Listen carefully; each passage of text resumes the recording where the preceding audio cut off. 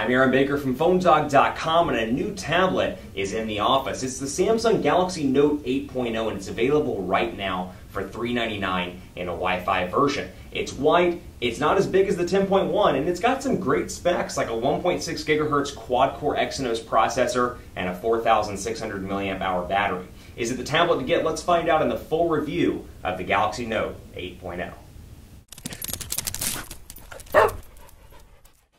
It's the Samsung Galaxy Note 8.0, and if you like tablets and you like the Note functionality from the smartphones, then this is going to be a great device, or I should say most likely going to be a great device for you. This thing retails for $399. This is the Wi-Fi only version of the tablet, and it brings to the table some great specifications all around, including a 1.6 gigahertz quad-core Exynos CPU, an 8-inch display, 800 by 1280 pixels, 189 ppi. You've got a 5 megapixel camera on the back. Front-facing camera as well, 4,600 milliamp hour non-removable battery, and Android 4.1, also known as Jelly Bean, with TouchWiz pre-installed on this device. So if you like the 10.1, thought it was a little bit too big, or maybe you got locked into a contract, didn't get your Note 2, but you still want that Note functionality, it's going to be a good device for you in a lot of different ways. One for me at least. I'm not a huge tablet person in all honesty. Love the way that this fits for the most part in one hand. I mean, I would never carry this around as a phone, which actually the international version has phone capabilities, but what I do like about it is that I can fit it in one hand. It's not like the Note 10.1 where I feel like I'm having to work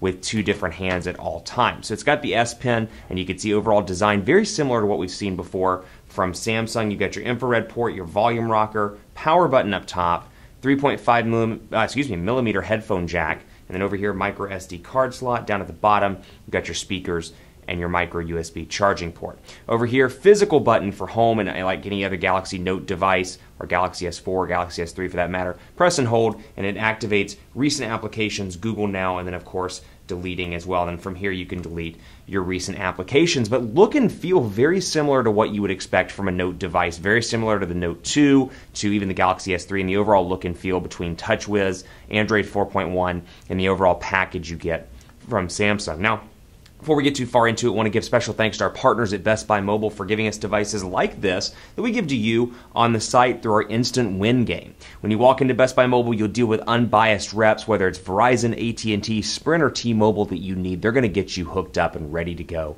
thanks to Best Buy Mobile. Love me some unbiased, and that's going to be happening at Best Buy Mobile. So let's take a look at this device again. Out of the box, it is a Wi-Fi only device, so you're not going to see any carrier installed applications. First thing, you're going to see the S Pen here, and comparing this to the Galaxy Note 2's S Pen, for example, there's a size difference. You can see obviously it's bigger, it's been rounded a little bit differently at the end, and here for comparison purposes is the Note 2 S Pen. Now, one improvement I like that they've made on the Note 8.0 from the Note 2, and even to based on my usage from the Note 10.1, it feels just a little bit better typing on a regular basis. I feel like the screen has kind of a coating on it. It's either the screen or the pen itself, but it's easier to type on all around. I jump into a note, for example, and this is great for content creation. Good morning, phone dog. Great for content creation, great for taking notes in meetings or if you're in a class, and you can, like other Galaxy Note devices, you can bring over copy and pastes into the notes to really make this device your own and really kind of do some custom stuff with it. For example, just showing you this one, bam, I can bring it down to S Note, and then once I open up S Note and open up a new note, it will auto paste it down into that application. So we'll go into Note, and you can see there it is right there.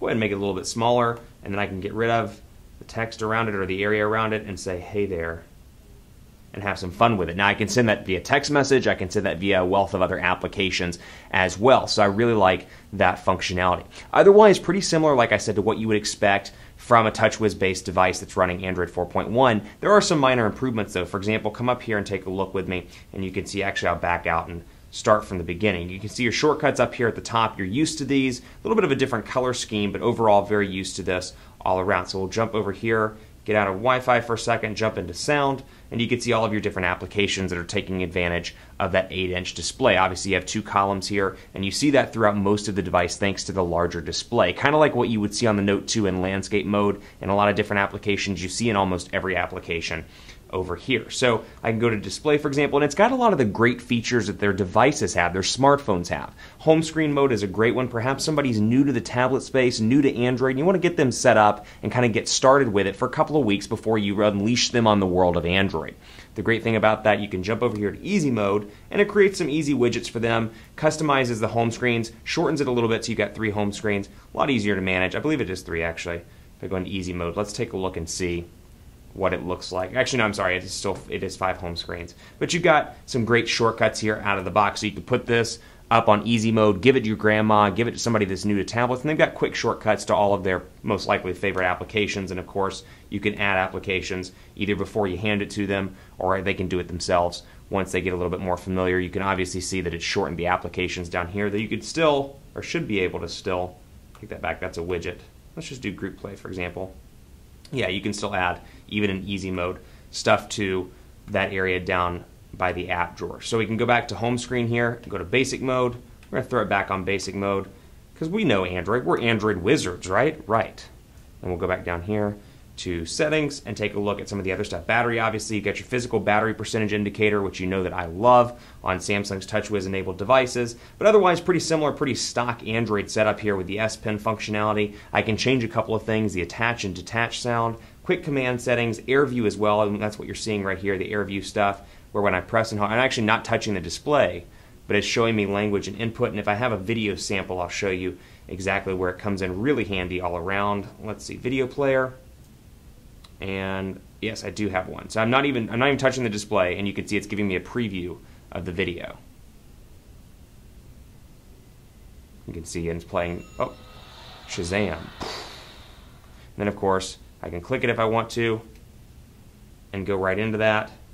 Another feature a lot of people like, this one, where the video can play and I can move it around. Saw this on the Galaxy S3. Move it around while I'm working on the actual device itself. A really nice touch there as well. These things kind of seem maybe gimmicky to some people. I find that once you get used to these, it's kind of hard to find a device without it, or kind of hard to work with a device without it. You get used to stuff like this. I'm not big on the video one, but I use quite a few of these little software value adds on a regular basis. And then when you're done, I can go right back in, or I can just cancel it out from the area. Now, the Galaxy Note 8.0 brings something new as well called Watch On, and this is something to compete with HTC's solution. Watch On is basically a built-in TV guide, for lack of a better phrase. Network is unavailable right now, temporarily be limited. It's not letting me click OK.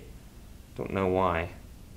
Let's see here. Network is currently unavailable. Having some Wi-Fi issues in the office right now, and they don't know why, but we go back into Watch On here and see if it'll let me. Yeah, there we go. So it brings up, and I just wanted to show you kind of the template here. It brings up now and coming up, and then of course up here I can search. I can go to my remote, and it does have an IR port, so I can use this as a remote. But what this is good for, let's say you have AT&T Uverse at home, for example. Let's say you like YouTube as well. Well, you can search for all of that stuff, and it kind of aggregates that search together. So instead of saying, you know what, I want to watch air disasters, I'm going to see if it's on my TV. It's not on my TV. I'm going to go to YouTube, see if it's on YouTube. Well, it's not on YouTube. I'm going to go to this other solution. I'm going to go to this one, this one, this one. It's intending to bring all of those searches into one application where it'll say, hey, you want to watch air disasters? It's available on Smithsonian Channel on your TV. It's available on YouTube. It's available through Samsung's application here. It's available, and you can click on each one and then program either your TV or watch it directly on your tablet. Really a nice feature all around on the Galaxy Note 8.0. So it's something that, it's one of those things you wouldn't think you'd use, and it's kind of funny to me that they're going back to TVs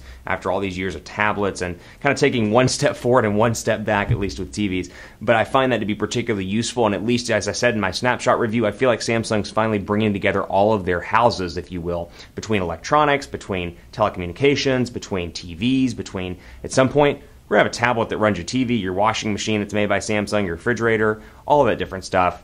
And you're going to have a Samsung customized solution. I think they're finally bringing together all of their different applications and all of their different company or structures, if you will, into one. Of course, Gmail here, columns, pretty self-explanatory. Stay tuned for part 2. We're going to talk about keyboards, internet browsing, overall speed, and more. You're going to want to stick around for the Note 8.0 full video review.